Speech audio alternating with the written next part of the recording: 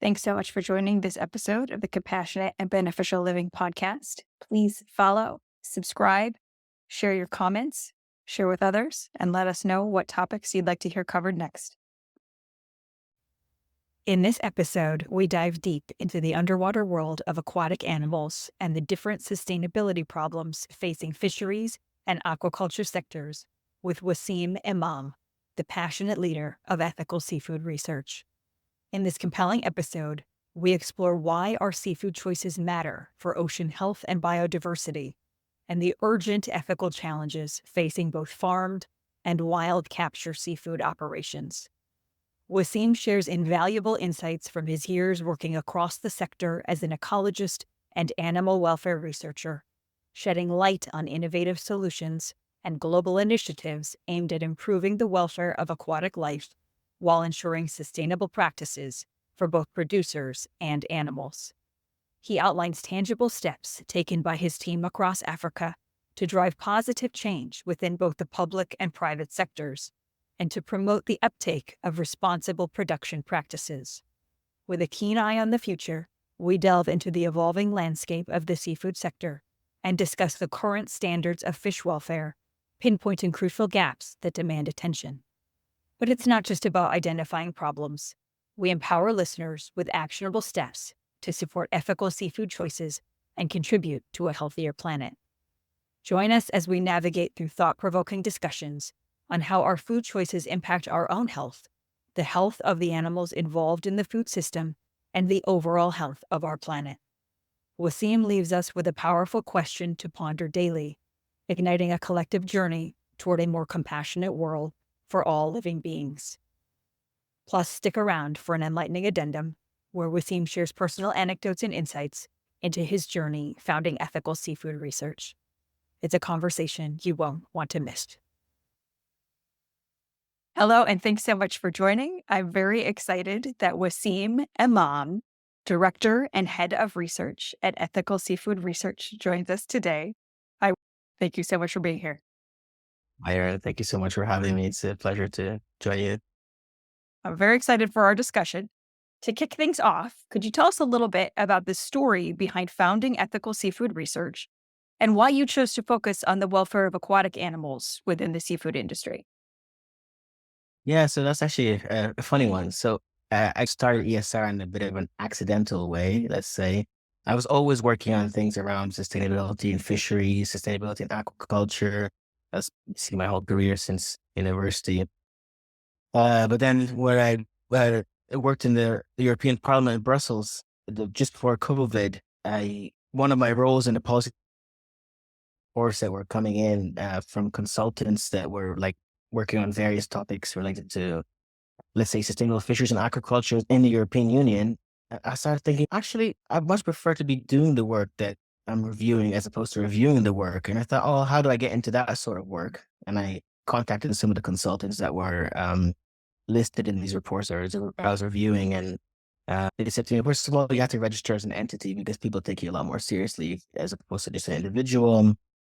And I just registered a name and didn't really give it too much thought in the beginning. I thought, I know that I like the area of, I know I want to be doing research. I know that animal welfare is important, sustainability is important, all these different elements. So the word ethical came to mind, but I struggled a bit on the word seafood because I know that I get a lot of sort of criticism from some of advocates about commodifying animals by calling them seafood. But I reminded that actually that does include things like seaweed, sea cucumbers, and we work on then also just as much as finfish and so on. So that's a bit of the history of the name and how I came up with it. But I had to say that in the beginning, it was just me as a consultant applying for these projects with other consultants. We would bid together and it was just me.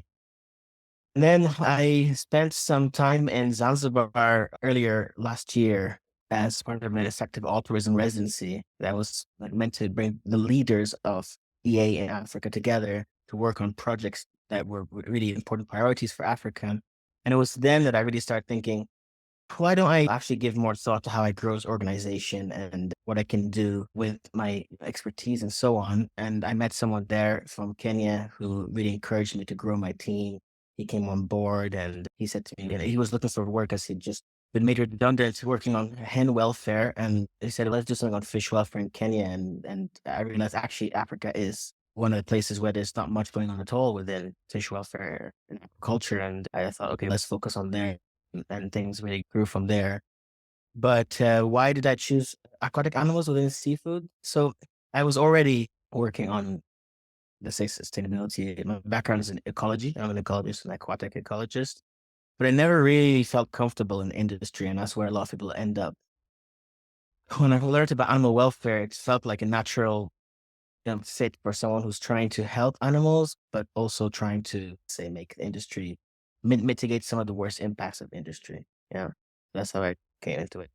And actually, I will just say about fishes in aquaculture, it's also a question of scale. So there's fish that are affected by the aquarium trade, what they call the ornamental trade. That's very bad, of course, but the scale compared to the number of fish that are caught in wild fisheries or aquaculture is much, much smaller. And then there's also fish used in scientific experiments. As whilst I do care about them, I I felt like fisheries and aquaculture is where I could have the most impact. So you're saying when we think about finfish, when we think about sea life, there are a variety of different spaces we need to think about, including ornamental or what many might think about in terms of fish in aquariums as pets and more. There are certainly fish used in research, and the number is tremendous. However, you felt that you could make the greatest impact focusing on the industry side, and particularly when you think about the food industry. Am I hearing you right? Absolutely. Yeah. The Okay. food side, one, it could make the most difference. And yeah. You mentioned focusing on key issues that had not yet been addressed in Africa and beyond. What do you see as some of the most pressing ethical issues facing both farmed and wild capture seafood in operations today? Yeah. So the word ethical, I think we have to first agree, or at least ESR, we like to define that we look at it from an animal's perspective, because of course there's ethical things like human trafficking that goes on in the fishing industry, and that's obviously terrible. But we're not working on that right now. That doesn't mean it's not a priority. It's just that we have to obviously all pick our battles. And then there's like labor violations of all sorts happen, and there's environmental issues. So we try to focus on the animal welfare aspect. I think that's what we feel particularly well placed to do and use that lens. Just after defining that, I'd also have to say that farmed animals and wild caught are so different, and the realities are so different. So we have to also spend a bit of time maybe disentangling that when we talk to people about the most pressing issues. So for wild fisheries, one of the big issues, of course, is overfishing. I hope that most people know that the oceans are experiencing all kinds of threats and fully exploited or overexploited most of the resources. Fisheries, let's say, in particular, they are in the ocean, so that's a huge issue. Of course, and we need to be giving those fisheries much more of a break than we do. We're like operating very close to the limit in many ways. That's a big issue. But then also each gear, like when you say fishing, there's so many different ways you can catch fish, and each one has its own ethical concerns, let's say. So if we look at the passive forms of fishing, like long lines, where there's like these huge lines with hooks that are left out, they can actually stretch out for kilometers, and they can be left for a number of days, even sometimes. They catch all sorts of animals that they're not meant to catch. That's what they call bycatch. That's a big issue. They can catch marine mammals, for example, and turtles and seals, even sometimes. And on the other end of the fishing spectrum, we have things what they call active forms of fishing, bottom trawling. Of course, you have the same issue of bycatch with bottom trawling, but you also have all the habitat destruction that happens because of these nets being dragged along the sea floor. Sometimes sensitive marine habitats, it actually even takes place in marine protected areas in places, even the UK. That's one of the projects or campaigns that we worked on.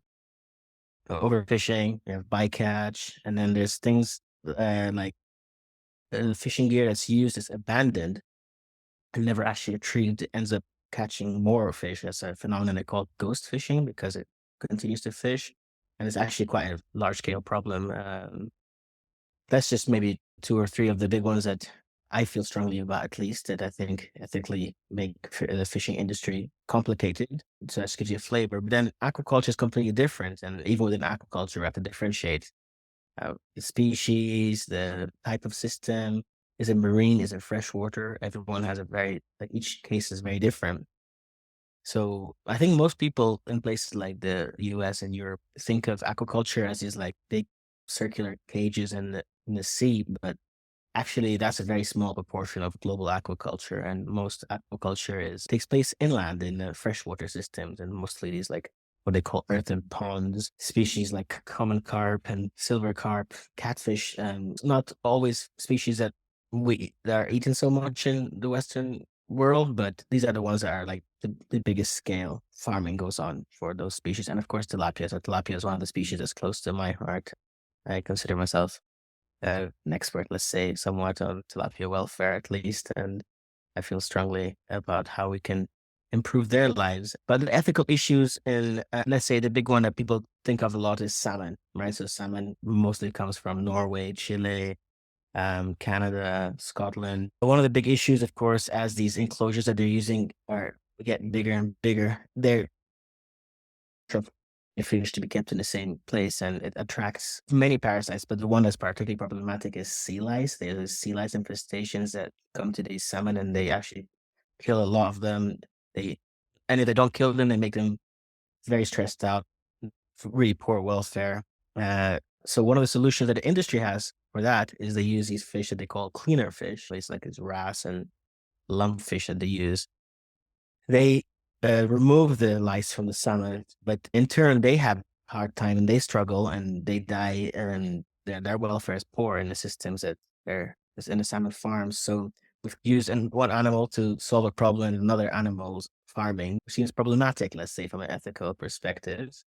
So that's sea lice. And then, of course, you can't talk about salmon farming or farming of carnivorous animals like salmon without talking about the amount of fish meal and fish oil that goes into the feed that they're fed. So that typically comes from wild fisheries, and it used to be just like byproducts that the industry was catching anyway. But now the whole industries of fishing vessels that just go out to catch fish that end up being used just to make fish meal, fish oil, and they're mostly being caught in places like Africa where they're already protein poor countries, places that those countries should be using. If anyone's going to be eating those fish, it really should be them. So there's a number of NGOs doing some great work in that space, but definitely it raises ethical issues. And unfortunately, even substituting fish meal, fish oil, some of the other substitute like soybean has had this criticism because it requires a lot of land and so on. I'm not an expert on that by any means, but just to give you a flavor of some of the kind of debates that are always raging in fish oil, sea lice, salmon. Of course, there's the deterrence they have around salmon farmers to stop, let's say, tuna actually trying to eat the salmon in Norway. That's become a problem. Seals in Scotland are a problem.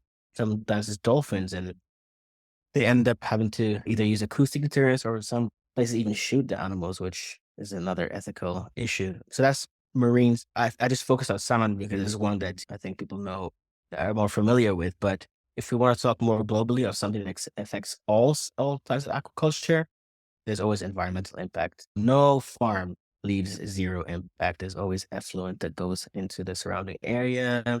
There's fish waste, feed waste. There's escapees of animals from those enclosures that go into the wild, and they can then breed with wild counterparts or compete with them. I could really list lots of other issues, but it's just to give you a flavor of some of the things that go on that we feel are the biggest ethical concerns.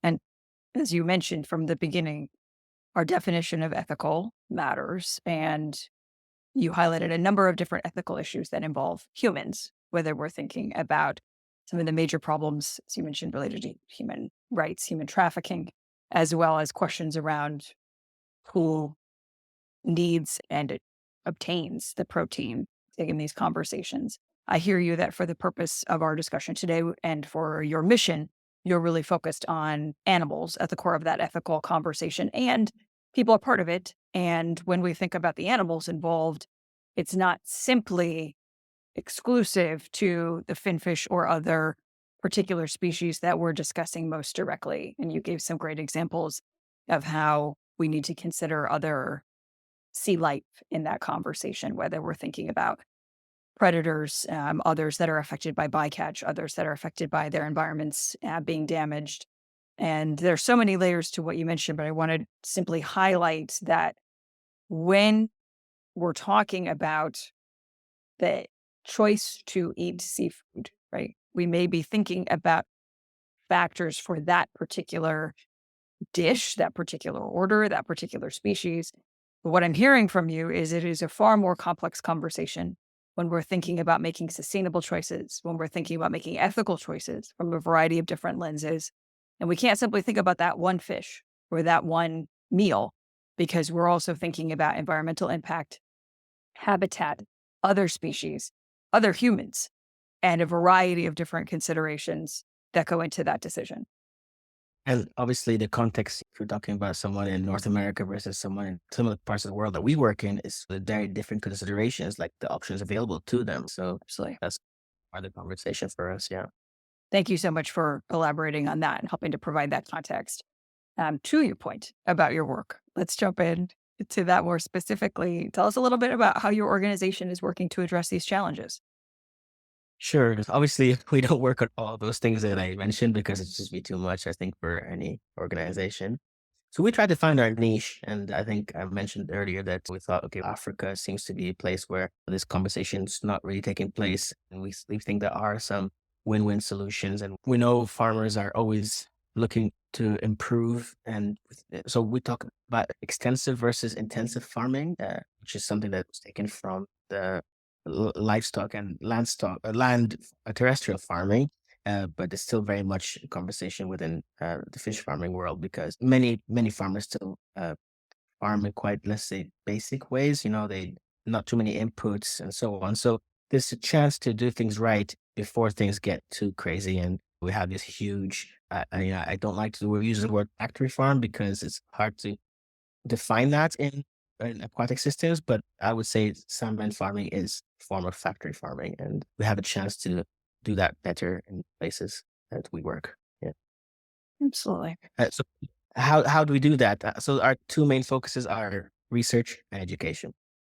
And that basically means understanding what would stop the farmers in question from implementing better practices. And so we try to understand the challenges they face, the realities they face as well, so that we can think of solutions that are actually appropriate to them and their realities instead of being like, oh, maybe you should feed a bit more because you don't feed your fish enough. But actually, we don't know that the price of feed is very expensive. And the reason they're maybe alternating the days they feed is because of economic considerations. So that's insensitive to their reality. So we try to tailor things in that way. Yeah.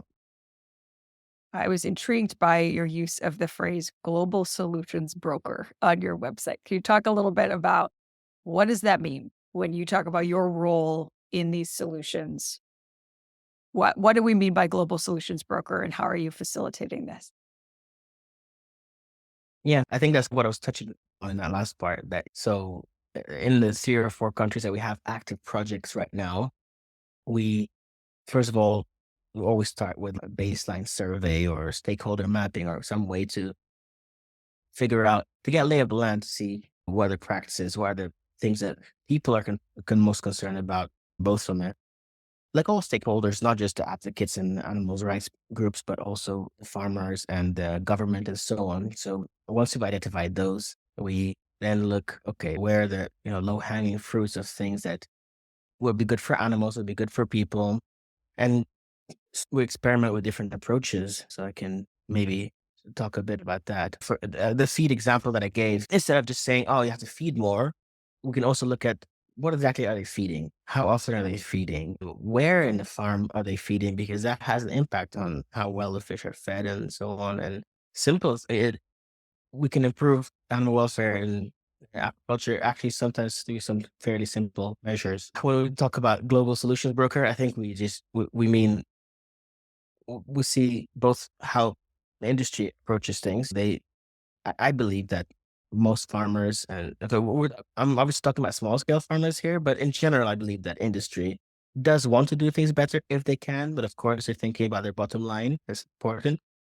So they want to see changes. Of course, advocates and lobbyists want to see all sorts of changes too, and the government wants to see changes. So we see both perspectives, and how do we keep both happy? And it is a challenge, but one of the things I like about animal welfare is that there are these win-win solutions sometimes, and when you do find them, it can be very rewarding. Yeah. Thank you for walking through that. I know you also work with academics. I want to make sure we don't leave them out of the conversation. You mentioned your emphasis on research. Can you talk a little bit about how you're supporting in that area as well?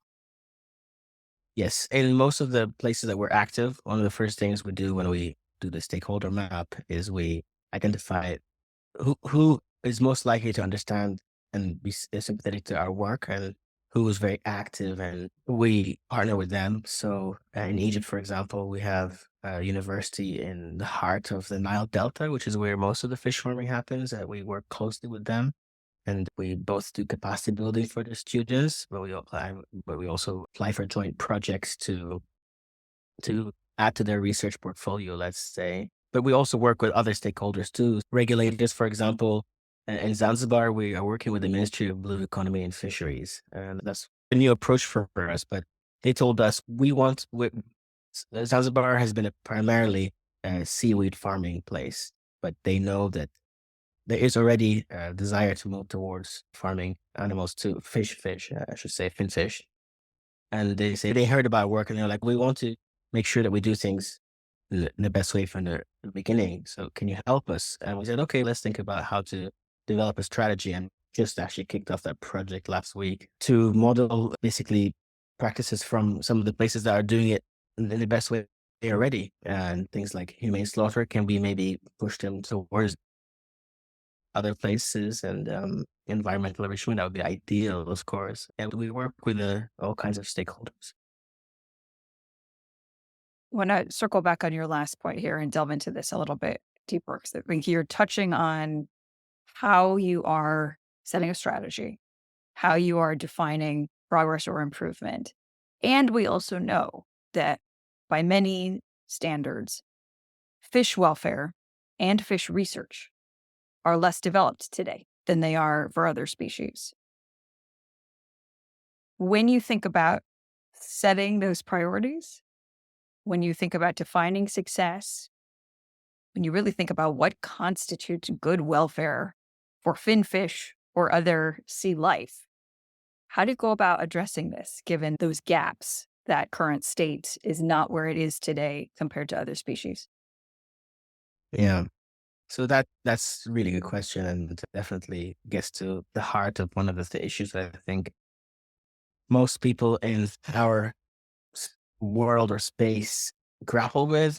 It's true. There's a lot less research carried out on fish and other aquatic animals compared to land animals, especially animal welfare, especially if you look at terrestrial, like farm animal welfare, cows, pigs, chickens, they've been researched for so much longer. There's so many more papers about the kind of enrichment you can provide them. And we're definitely always learning from them. And I would say several steps behind. But in the same way, we also had the advantage, by the way, that we learn from the pitfalls that they have, the struggles that they've had, for example, with cage-free farming. There are lessons to be learned there. But I think one of the biggest issues with aquatic animals is that, so people say fish. What is fish? There's just aquaculture alone, there's 400 species of fish that are farmed around the world, right? It's not like pigs or chickens or cows. There's a lot more animals.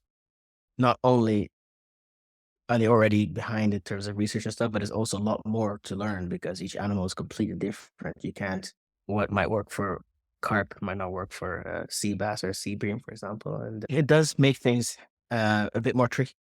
The approach that we take, and I think many researchers take, or scientists, in that context, is the precautionary principle. For example, just because we don't know for sure that all of aquatic animals feel pain, doesn't mean we shouldn't assume they do. Give you an example: it's not because they have a nervous system or a vertebrate or they're vertebrates or whatever that they do or don't feel pain. And research, and there was groundbreaking research from London School of Economics a few years ago that showed that decapods and crustaceans can feel pain. That's obviously one of the approaches that we take. But then I would say that the golden rule for aquatic animals when it comes to standards is that it has to be species specific. You can't just say this stocking density works for this fish, so it will work for another.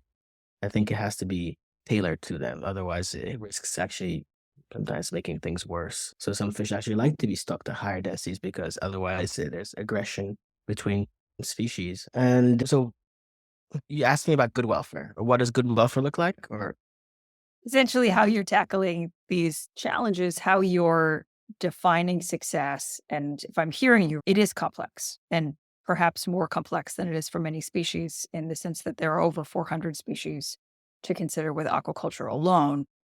So part of what you're doing is getting very specific in terms of the species that you're focusing on and not making assumptions from one species to another. Another piece that you're focused on is really learning from what evidence there is in terms of issues that have been addressed for land animals within factory farming and other systems and drawing lessons from those, whether those are scientific frameworks, whether those are particular practices that you see parallels between fish and land animals and more, and also recognizing where the industry or where particular farming practices could be going, anticipating those issues and working with collaborators from all of these different spaces to essentially set good practices from the beginning where possible and work to mitigate issues that already exist today, even with a lack of research or evidence compared to other species. So all that align with yeah, what is key priorities? actually, that's the next thing I was going to say is that where there's not enough science, we look at is there comparables we can get from other species, even though it's not ideal. Sometimes the best starting point, but there are some generalities across all species. For example, in suitable environment, animals need a suitable environment, and water quality parameters they'll be different for each species. But there's some things that we know we had to pick some to start with. Dissolved oxygen is always going to be an important one for any aquatic animal. Um, so we always start with the bare bones that we'll talk about negative welfare and positive welfare. So with the negative welfare, we know there are some things that are stressors. So we're just trying to reduce the most stressful things like a lack of oxygen, very high stocking density, like not lack of feed, underfeeding, let's say. Yeah. So we try to work with the things that we know for sure are likely to be causing issues where the science is not there yet. Certainly makes sense. And when you're thinking about these particular areas where there is a lack of a clear protocol or a particular standard, how do you and your team go about addressing that? When you think about evaluating the practices that are in use, and let's stick with the stress example, the particular impact on a particular species and that species' experience of stress. How do you navigate the gap? Yeah. So animal welfare science, one of the issues is that it's non-exact science. It's like kind of a bit of a mixture of different fields that have come together. So there's always a degree of ambiguity. But best practice dictates that when there's a lack of clear protocols for one species. Okay, let's talk about welfare assessments at least, right? So there are things that we know, even people always confuse production and welfare, right? So just because a fish is growing doesn't mean it's doing well. It just means it's doing well enough to grow. So we see very just basic necessities that they need, they're the fish's basic needs. But if you're lacking any evidence or scientific literature to back up if there's no indicators, let's say, that exist for that species, the next best thing would be to look at what production parameters. So there's things like growth rate. There's things like they can dissect fish and look at the liver, the weight of the liver comparison to the weight of the fish at the index there. There's a condition index, a bit like BMI in a fish that can tell you the overweight, underweight.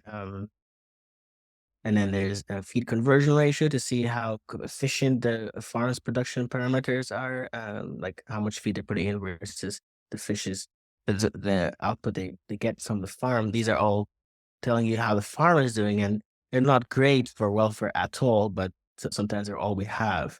But also water quality is usually some tests that all species will have some studies have done on them to show that below this they die. So we have that to work with. And I was thinking of the example of cortisol. There's usually tests that you can do where to test for cortisol levels in water to show stress, but that's a bit pricey and there's some kind of technical issues. I tend to stay away from. If we're really lacking any protocols at all, we go for what we know are like safe best growth. Obvious signs of disease, fin erosion, scales missing. That's clearly not, regardless of the species, that can't be a good indicator of good welfare. Yeah. I want to circle back on an example you had shared earlier that really resonated with me and also ties back to the recent podcast discussion with Dr. Fritha Langford. And that had to do with the issue of lice and the solution in practice is to bring in a cleaner fish. And yet that cleaner fish's welfare may not be part of the conversation or may not be as much of a priority. Whether we're thinking about how you've addressed that particular issue or that type of challenge where we're essentially widening the lens of animal welfare considerations, how would you go about addressing that, particularly in this case where many may view that approach as a solution and the concept of also considering the welfare of that cleaner fish may not have been a priority until your team is involved? Yeah. It's a tricky one. The RSPCA in the UK, the Royal Society for the Prevention of Cruelty to Animals, which were one of the first to create a welfare standard for salmon, they correctly recognized that cleaner fish are a concern and need to have their welfare considered. And they now have some requirements in their standard for how to look after cleaner fish better and not just because actually they were just leaving them to die. They were putting more in and there was absolutely no care at all. But now there's more protocols in place.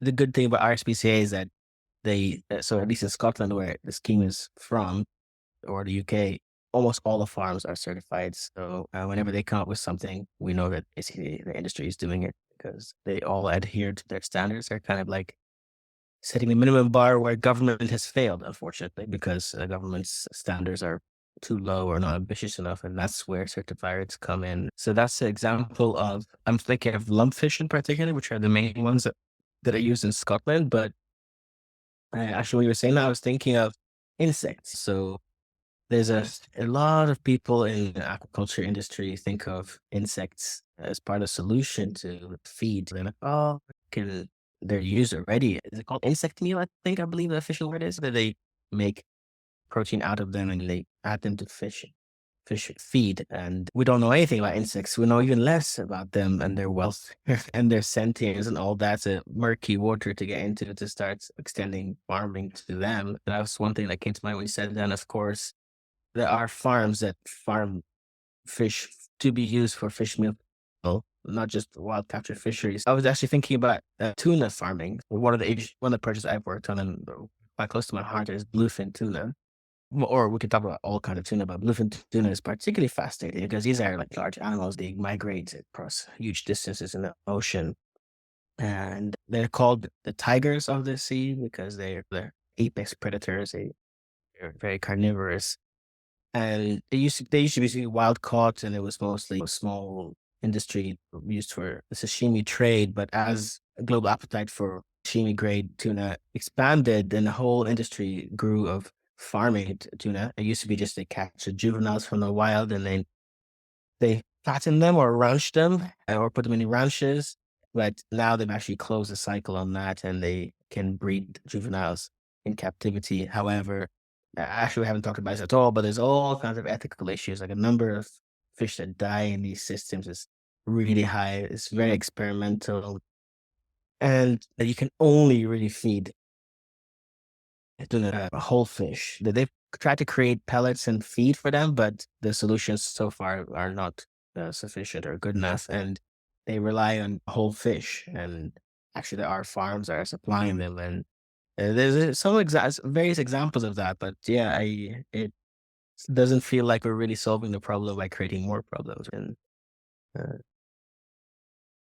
When you describe this, what I'm hearing is that this example alone is illustrative of so many of the challenges you've been talking about, as well as many of the rationale for why to the earlier podcast discussion with Dr. Elliot Swartz that industry and other collaborators are now focused on cell based agriculture. And we can certainly expand that to say cell based fish, sea life, because when we think about the challenges, number one, there are efficiency concerns. And to your point about farming fish for the sake of feeding other farmed fish in and of itself, there are efficiency issues there. When we think about the welfare of all involved, there are certainly illustrative examples of why this is problematic for the bluefin tuna, as well as presumably for the fish being fed to the bluefin tuna.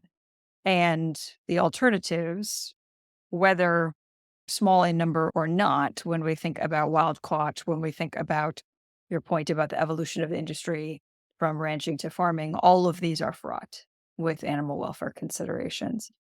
So certainly from the beginning, I know you mentioned that you're not only focused on fit fish, that you're also focused on sea life, whether we think about seaweed or other products. I would certainly welcome any thoughts or feedback you have when we think about broadening that conversation and we think about alternatives that offer improvements, even if they are in development and not yet a full alternative today, such as cell based options. It certainly seems directly relevant from what you're describing. And we know that there has been at least some interest and investment in that area. And when I'm hearing you walk through all of these issues, that's where my mind is going is yes, there are problems being created to solve Oh, or attempt to solve this problem. And we have to think about all of these layers when we think about alternatives and solutions. yeah, no, absolutely. And I didn't touch upon it, but I do believe that alternative proteins, which is obviously a big category, it has to be part of the solution. Like you said, cell based. There are options already for cell based seafood that are promising. Tuna, I think, is an easy one because it's a high end luxury product. Do we really need to be doing that to these animals? That seems low hanging fruit, let's say. And I was also actually thinking as you were saying that, that another topic close to my heart is caviar. A lot of people don't talk about caviar, but people don't even know where caviar comes from, I think, mostly. But it comes from these fish, sturgeon fish, which are like dinosaurs of the sea. They've been around for ages. They long lived. They live for a long time. They're absolutely fascinating animals, and they're just used for their eggs, which seems tragic. And also, it also seems like a really there's no argument for food security when it comes to something like caviar. It's just something you put on top, like foie gras, which seems really excessive. So I think we could do away with that. And I think that's something that cell-based alternatives are likely to. There already are some promising advancements there. I think I've read something about caviar alternatives. Taste is similar, so I think we can probably just place that practice altogether. But also not just cell-based meat. I'm thinking of the other one. There was a company there's a California company that does a tuna that actually tastes very similar to tuna, not just like cell culture, but there are alternatives like that, which I think are very promising, especially for high-end products, salmon, tuna, caviar. Maybe not realistic in the short term for some of the other. I don't know. I would personally love to see us make much faster progress towards that.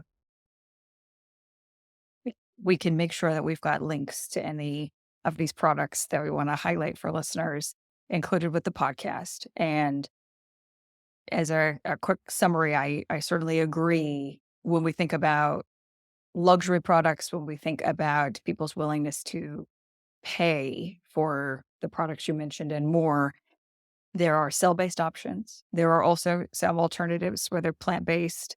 We're looking at other options within the alternative protein category that at least provide some improvements when we think about animal welfare, sustainability, and more.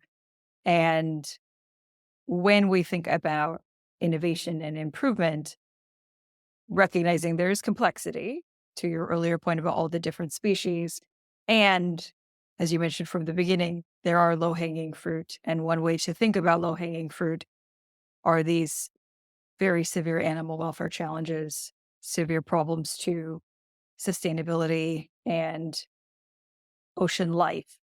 And in any of these cases, as someone that wasn't always vegan, I think we can focus on a particular facet of selecting a choice of what to eat. And we may think that we're addressing a problem because one option is more sustainable than another, or we have preconceived notions or some level of information about one trade off versus another. What I really appreciate about this conversation is you're illuminating how many layers need to be factored in with any of these different decisions, as well as what we define as improvement and alternatives and how we achieve improvement across these issues and more. Absolutely. Yeah, absolutely. I was just realizing, by the way, that we haven't even talked about shrimps, which is the food category that is affects the most number of animals, of course. There's trillions, I think, of the numbers of shrimps that are killed each year for food. And I don't really know much about is alternatives, plant-based alternatives to them that apparently are quite good. But I don't think people are talking about that issue really when we think of them. I don't say we, but people tend to think of them like insects or of the sea or something, but we know that they're sentient and we know that they suffer in the conditions that they're kept in, and the scales are atrocious. And even more, every day more reports of the way they treat the workers in these farms and in the processing plants to peel, like these women in India that are peeling these shrimp to make sure that people in the West are getting these peeled shrimp. To me, that's a whole other ethical issue, and I feel like I don't see it being talked about enough, but another layer of complexity, let's say. Absolutely. When we think about the human side of the conversation, appreciate that you've mentioned from the beginning that there are so many issues, and we may have greater awareness of some of those human rights challenges or some of those workplace issues in some industries and not others. And I would say, from my own vantage point, there's not enough conversation about these issues and more in the food industry and the spaces we're talking about.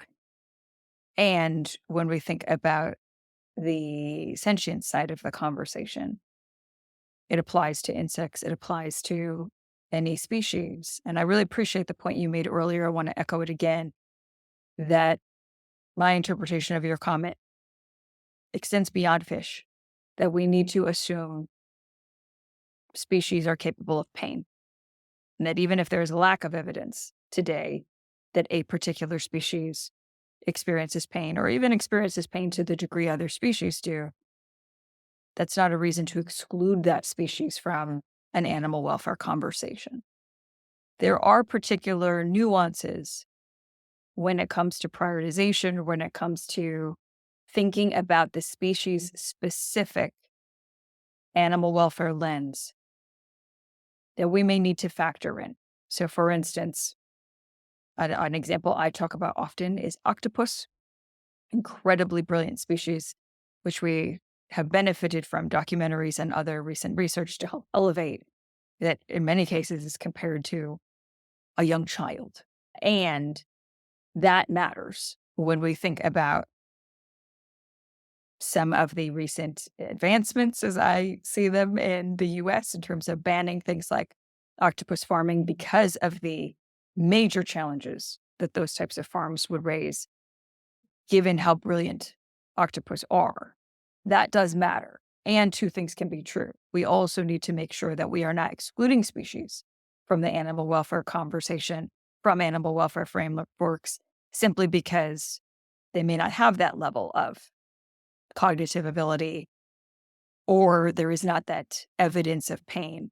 We need to include all species in those animal welfare considerations, including insects and including species that are not insects but may get compared to insects. I really appreciate everything that you've highlighted there. Actually, can I intervene just because you said about octopus? It really brought, obviously, I keep thinking of things we haven't brought up because there are so many different facets of the sector and the industry. And I'm very supportive, of course, of all the efforts that people are doing to highlight how brilliant octopus are. But the part for me about farming that I don't get is that Of course, we shouldn't be farming these animals, I personally believe, but we shouldn't be casting them or eating them anyway. I mean, I've saying all this about caviar, but we don't, it's not a food security issue. That's a bit of a delicacy. It seems like one of these really unnecessary things, practices. And so some people ask me, what can we do to improve the state of fisheries and aquaculture? And one thing is, say, what about these unnecessary practices or unnecessarily cruel, but also I just don't see any need for it. The wild capture of octopus is also very brutal and horrible and unsustainable and involves labor violations and other human issues too. So even farming aside, I still feel like it's one of these aspects that kind of troubles me, let's say. I'm absolutely with you. I so appreciate you saying that. I just try to preface this conversation acknowledging I am vegan and I wasn't always vegan and trying to talk about any positive improvement for the well being of people, animals, and the planet as being the focus. And I absolutely agree. There are species, there are practices, there are any number of different facets to this conversation that we can have a much broader discussion on. Is this necessary? What is the benefit? And to exactly where you started the conversation, our ethical framework may influence that answer, whether we're thinking about a utilitarian framework and we're optimizing for the greatest good. Everything you just said could suggest what is the actual benefit of this practice compared to the costs, both in terms of animal welfare, human rights, and well being, and more. I really greatly appreciate you mentioning that and just want to further emphasize those points for those listening, because I think we can raise that question with any part of this conversation. And what I really hope listeners take from any conversation about food, including and especially this one, is that we have an opportunity to make choices. If we follow 3 meals a day, then at least 3 times a day, that we can not only benefit ourselves, but we can benefit sustainability, the planet, and animals. And these questions matter. There's a great reflection and meditation of sorts as we think about choices that we get an opportunity to make multiple times a day. That's true. Absolutely.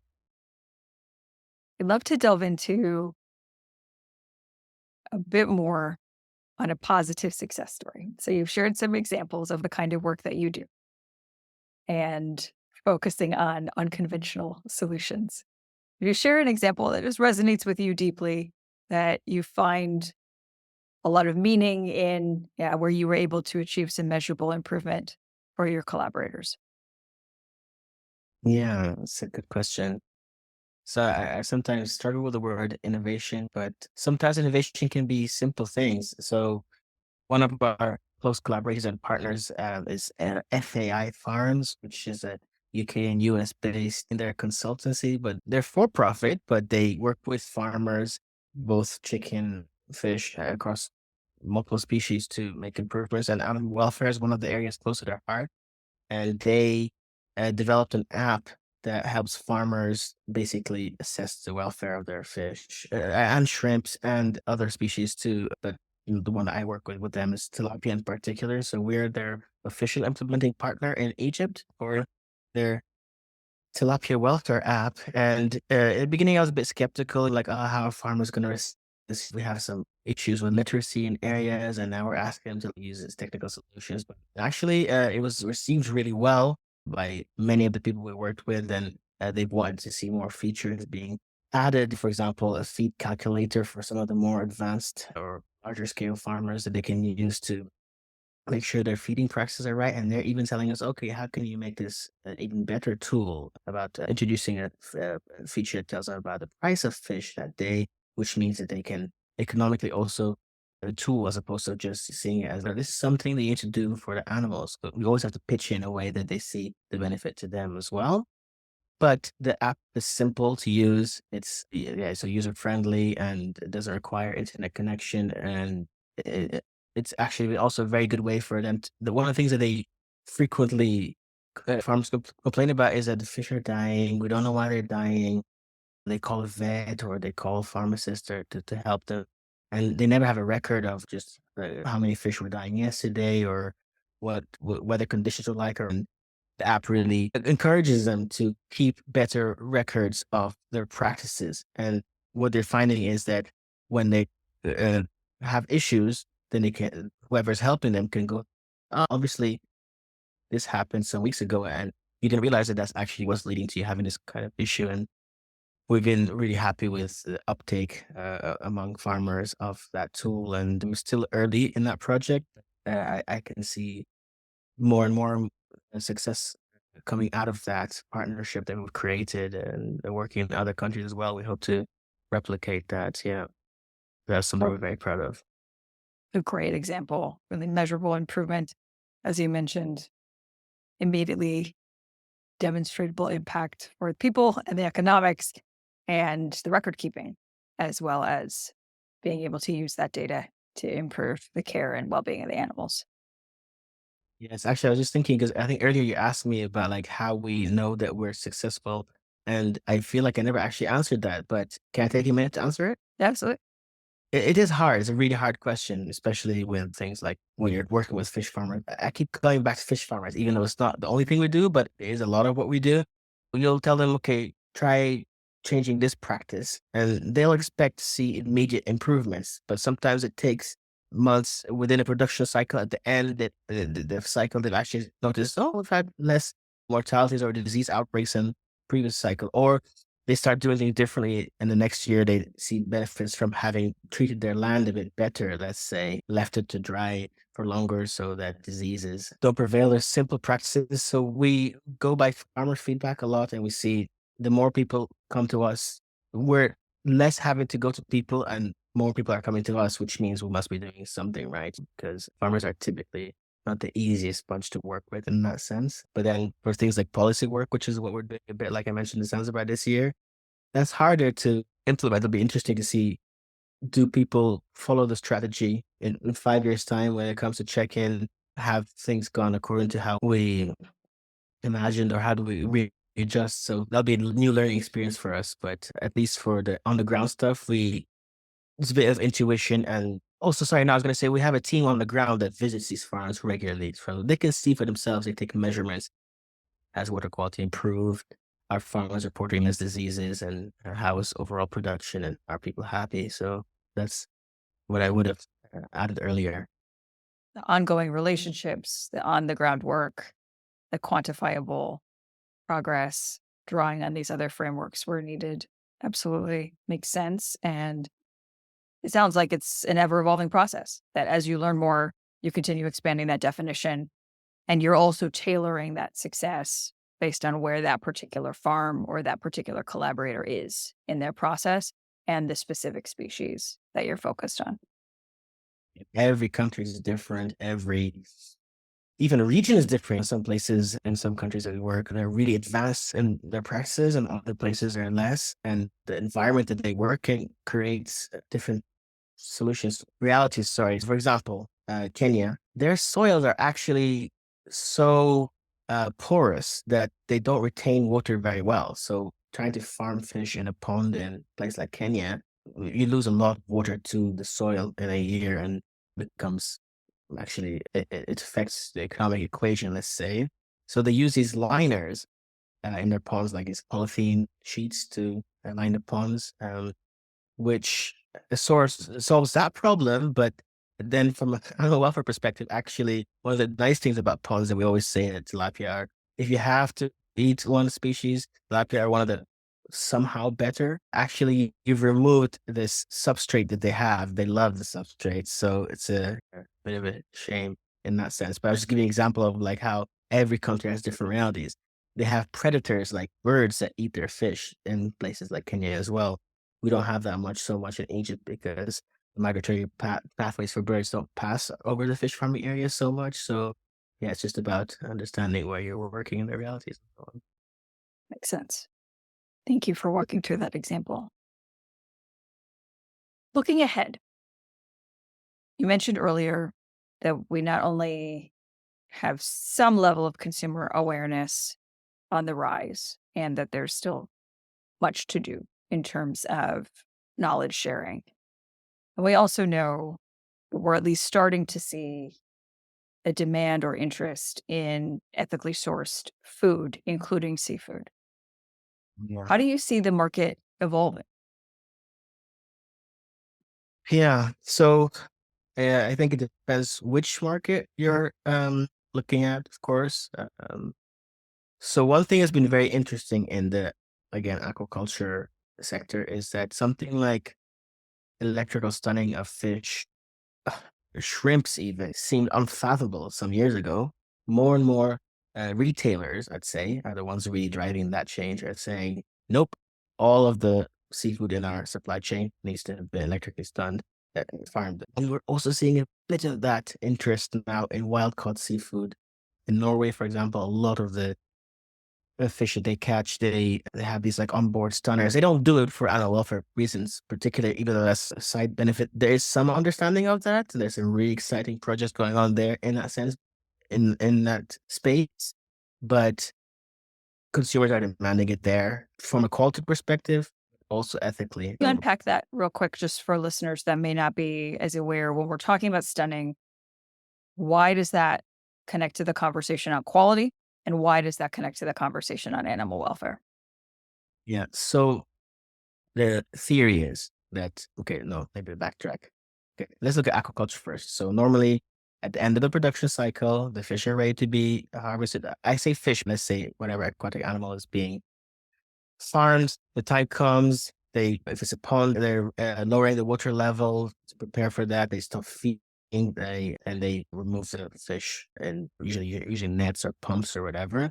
Usually they just put them directly onto ice. Ice is the most common way of it is slaughter, but we call it asphyxiation or torture because that's not really slaughter. I mean, it is, you're killing it, but it's not a cannot be a pleasant experience. So that's a typical way that's done in most places around the world, except for salmon farming, Scotland, Norway, and I think Canada has a bit of that, but that they now have a lot more, yeah, one form of stunning before being put on ice or being bled or having their gills cut. They either manually, like percussive stunning, like a bit like what the bolts that they use in terrestrial farming, or electrically stunning them on these like conveyor belts. There's dry and there's wet stunning, and that is a much more humane way of slaughtering the fish so that they're not conscious when they're slaughtered. Yeah. So that's something that comes from aquaculture, but now we're seeing it a lot more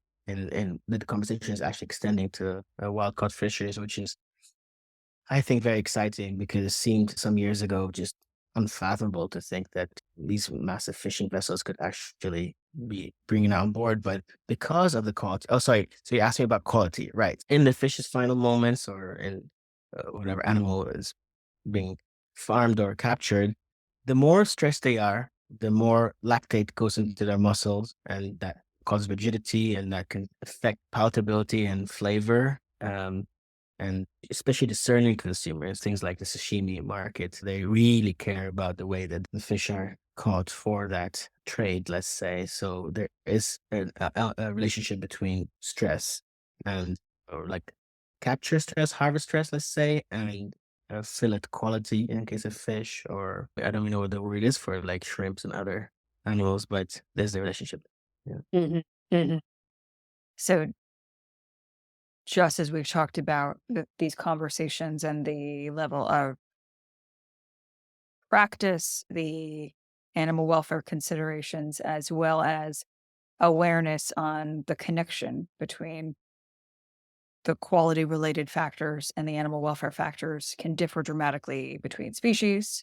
And certainly, whether we're thinking about land animals and sea life, that the question of a good death is certainly still a question when it comes to many species of fish and sea life. And part of that involves the way that they are killed, the time involved.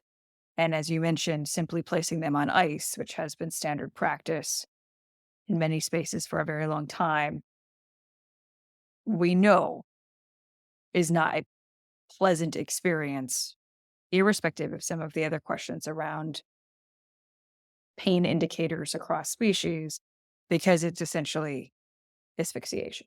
Is that a fair summary? Absolutely. Yeah. Yeah.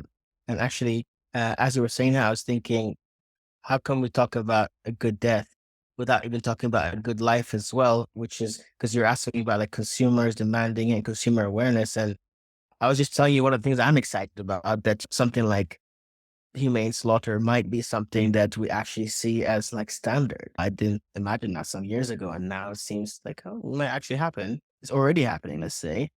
But, a good life, more and more, of course, consumers are demanding that, which translates. And I was going to say certifiers are a big part of that conversation.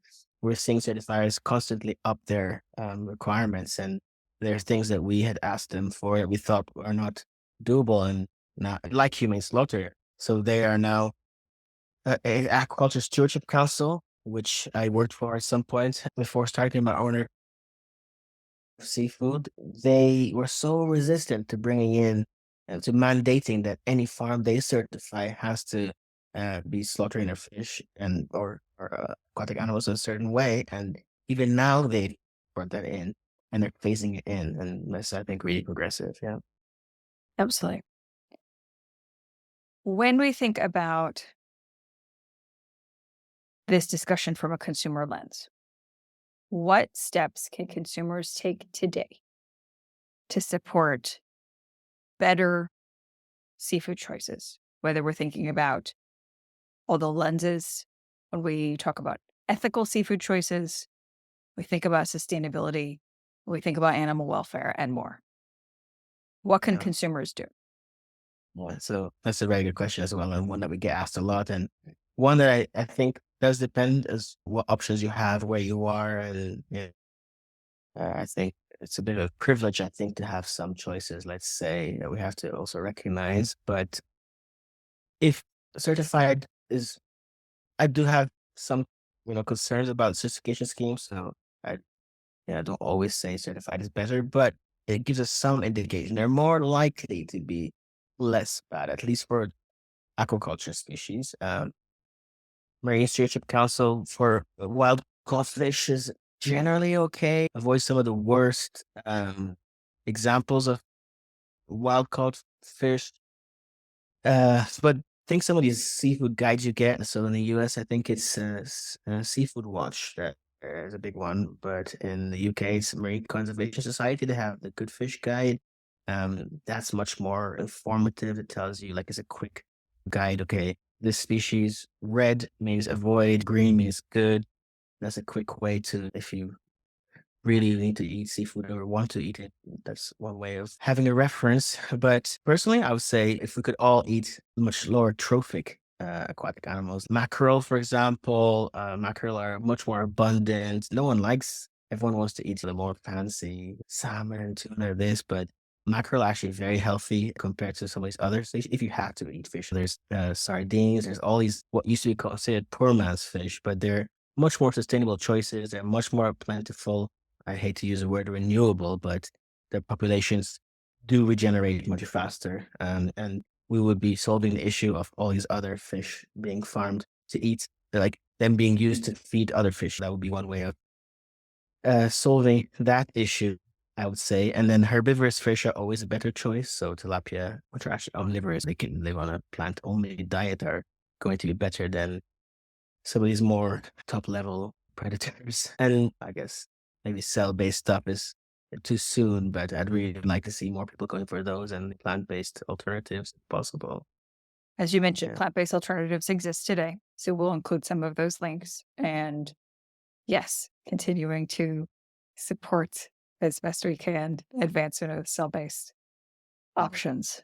Um, And I just wanted to say, especially these egregious examples like caviar, ask yourself a bit, do you really need to? If you actually realize just how much these sturgeons suffer in the production of that, maybe I think most people will feel differently when they really know. And octopus, like we talked about, and bluefin tuna is another good example. So we know clearly egregious examples. I think it's a good place to start. You don't have to go for the most ethical and the most extreme version of that. You can start small, at least, is what I wanted to say. and ask that question, do I really need this option? Yes. Earlier in the conversation, you had mentioned bluefin tuna, caviar, and sturgeon, also including octopus in that example, and more. And I'm excited to check out some of these resources in more detail and see what they have to say about these species. So we'll make sure we're including those links. So leveraging those resources to help speed and inform that process, and really asking yourself, do I need this Yeah. option? Are there better options? Absolutely. Actually, Um, Aaron's I just thought of two things. One thing that's very interesting to share with our listeners is that more and more chefs nowadays, some Michelin-starred restaurants are turning away from salmon. Even salmon, which was seen as like this holy grail or so nutritious, more and more people are seeing, like I'm saying from the food industry, not just nutrition and so on. They're saying, nope, it's not a good product. It's interesting to follow some of the trends there, and it'd be interesting to see where salmon was seen as this really nutritious option. I think we're slowly starting to see that differently. And I was going to mention that supplements. People always talk about omega 3s and all this. And I guess this is something close to your heart a lot more than me about this. But there are plant based alternatives for all of those, which are very good, like algae oils and stuff that could be just as good as the krill and all this other stuff. But yeah, sorry. I think you were going to say something when I jumped in. Great point. So no need to apologize. Yes, to everything you just said in terms of turning away from salmon. One recent resource that I found particularly illuminating on this is the Netflix series You Are What You Eat. The twin study shows some very detailed imagery and walks through particular factors and actually shows those involved in selecting what they're going to serve from a restaurant perspective, saying no to salmon from a variety of different lenses. When it comes to the piece around supplements, really appreciated you highlighting throughout this conversation that this is not just about ordering whole fish. This is about fish feed. This is about the broader ecosystem. And this includes supplements like fish oil and omega 3s, which may not even just be considerations for ourselves, but also our families, our pets, and more. For me personally, I've been very grateful for years to have had easily available vegan, fully plant based omega 3 supplements. Mine are DHA and EPA based, and I'm happy to include some links to those as well. And there are quite a few options out there. So this seems to be a growing category. And yes, I 100% support the point that through any of these decisions, there are plant based options. And we'll include some of those. I imagine there are even more than what we've touched on today, but always highlight that any increase in plant based traces helps our own health, helps animals, helps the planet. And there's so many opportunities to do so, including all of the different decisions we've talked about today. When you think about your next steps as a leader and from the organization, what are some additional goals or projects that you're focused on that we haven't yet touched upon?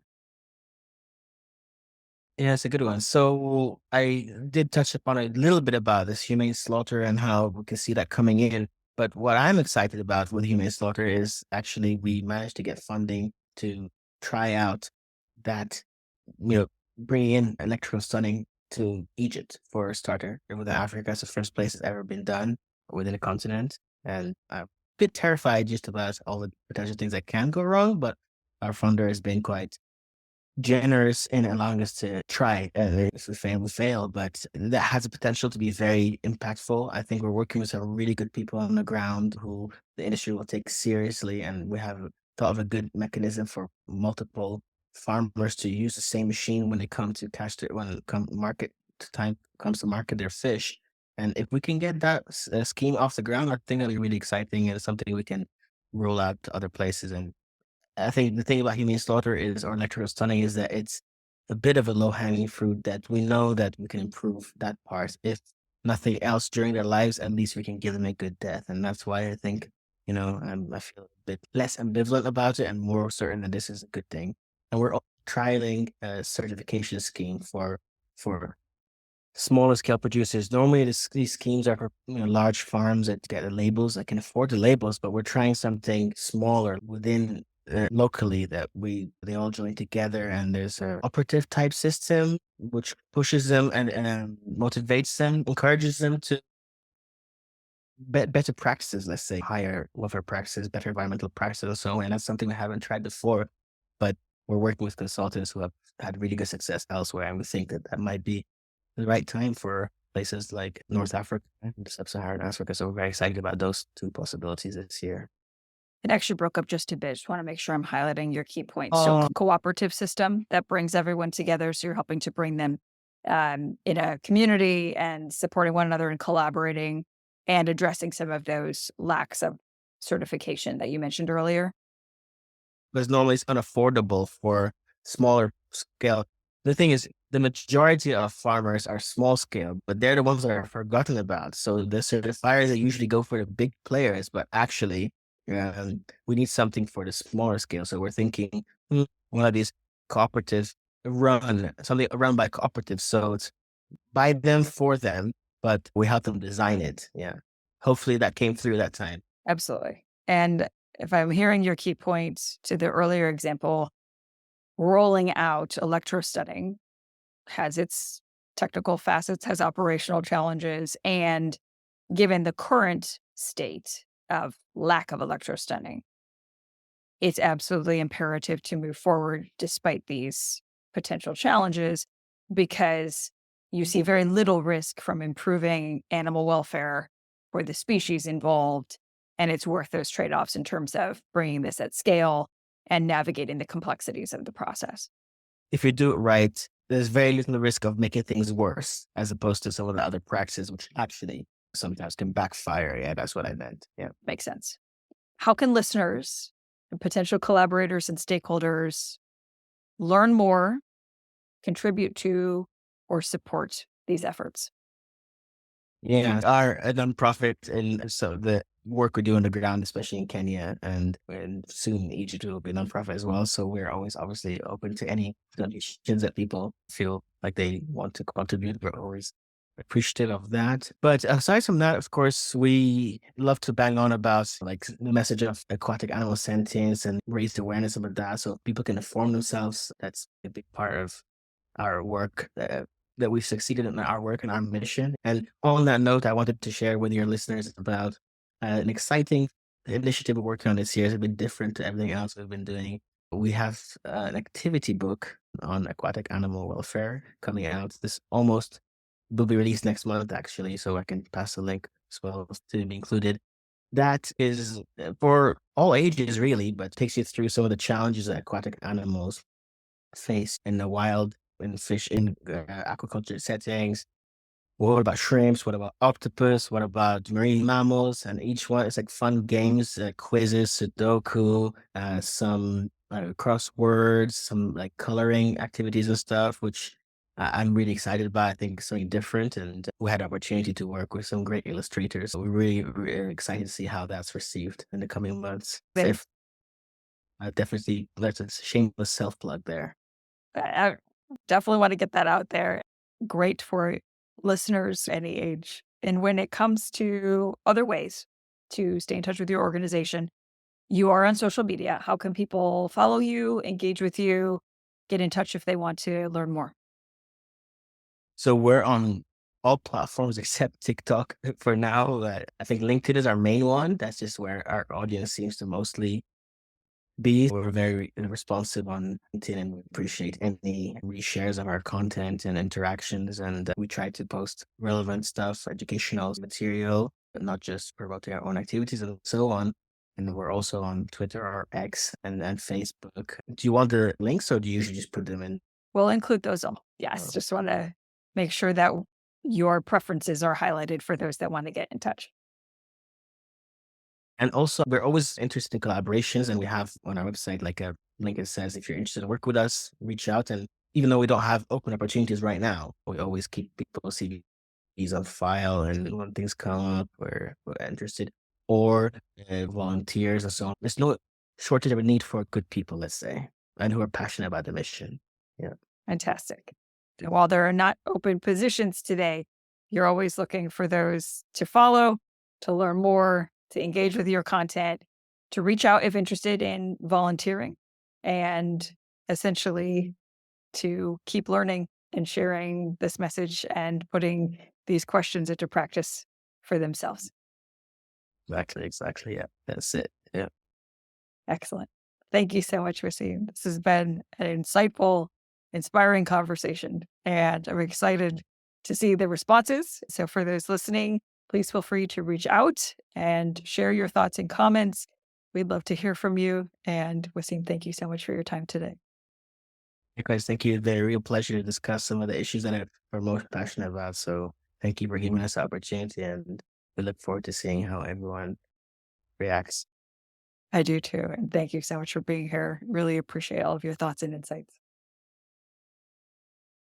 So I'm pausing to reflect at the end of our conversation here. Wasim and I realized that we moved through our initial question faster than intended. We had some more to discuss in terms of ethical seafood research. Wasim, want to circle back.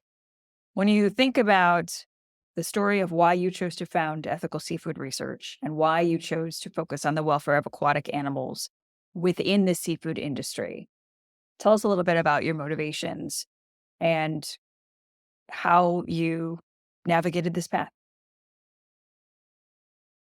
Okay, so sorry, Aaron. It's just because if now we're doing this as an additional thing, then can I assume that people know what I said in the beginning, or do I just start all over again?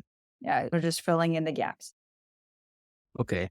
So as I'd mentioned, I was reviewing these reports that various consultants were submitting to the European Parliament on fisheries and aquaculture, and I thought I can do this, and it felt like a natural continuation of the work I'd been doing up until that stage, and I really wanted to be involved in these interesting projects. To start, ESR was just me and bit together with these other consultants. And then I worked with the Aquaculture Stewardship Council on revising their fish welfare standards. That's one of the big certifiers of seafood, aquatic foods in general, let's say. And then I worked with the Aquatic Life Institute, who are very focused on the mission of improving the lives of aquatic animals. And when I saw their model and their vision and their passion, of course, I'd already been working on fish welfare research, so it was an issue close to my heart. But I never thought about dedicating my organization to it. So I think it inspired me to grow as well, and that's something I didn't mention earlier, but it definitely convinced me that animal welfare was a field that I was most interested in. And then one of the philanthropic funders encouraged me to seriously think about starting my own organization around fish welfare. And they told me, why don't you submit a proposal for funding? And they said, be ambitious, the sky's the limit. What would you do with X amount? And I actually did submit something that I was I thought preposterous, but they actually liked it. And when I got the funding, which was a lot more than I was expecting, I was like, oh, okay. So now was one of those moments. But it spurred me to then think about, okay, this is what I said I would do. How do I actually achieve that? And a month later, when I was in Zanzibar, like I was mentioning for this residency, being with other leaders and thinkers from across the continent who many of them had their own organizations, it felt a lot more achievable for me. And I realized that it was time to start seriously thinking about growing ESR. And when I met this person that I mentioned in Kenya who was looking for work and encouraged me to start a project there, we got talking, and then we realized there was a opportunity, a gap, let's say, to do good work there. And since my roots are from Africa, Egypt, it made sense to start there. And I'm glad that I did that because it's worked out so far. And I wanted to mention earlier, I never mentioned my background, but actually I'm an ecologist. So I'm an aquatic ecologist, and my background was in conservation, marine biology type work. But a lot of people with marine biology degrees, they end up working in the industry. They're doing environmental assessments for, let's say, oil and gas or renewable energy, or there's not that many jobs, unfortunately, in that world. Either you're just justifying industry's practices or trying to mitigate the damage they cause. And for me, it was fisheries and aquaculture. I worked a bit with fisheries, but then I realized how depressing the state of our oceans are and the scale of the problems that you deal with. You have to be quite, I think, thick-skinned to not be depressed by some of these issues. And then, of course, aquaculture was always touted as a solution to overfishing, to depletion of the oceans. So I started to slowly move in that direction. But again, I wasn't really comfortable in the aquaculture world because people, it tends to be a bit like agriculture in the sense of very mathematical. You have this input and you get this output. And the idea of think of animals as commodities or inputs and outputs didn't really sit well with me. And then my PhD supervisor at the UK at the time, she suggested to me to assess fish welfare in Egypt as part of the project that they were doing. Like, oh, I never thought animal welfare before. But as I started to get more into it and read about the various assessment frameworks and so on, it felt like a really natural continuation of my background in ecology, and it felt like a nice home. So you're in industry, we're not really justifying it, but you're still doing behavioral type research, and you can actually be building on the knowledge base that exists. That's how I got into animal welfare and fisheries and, and aquaculture in particular. And I've just never looked back since, really. And there's just so much work to do to improve the lives of these animals. So we really need all hands on deck. Yeah. Powerful examples of drawing on opportunities from various supporters and mentors, and also charting your own path and bringing different aspects of your experience together, recognizing tremendous need and finding ways to support and address those needs in spaces that, as we discussed, still need more research and more funding and more prioritization. Thank you so much for sharing that additional context.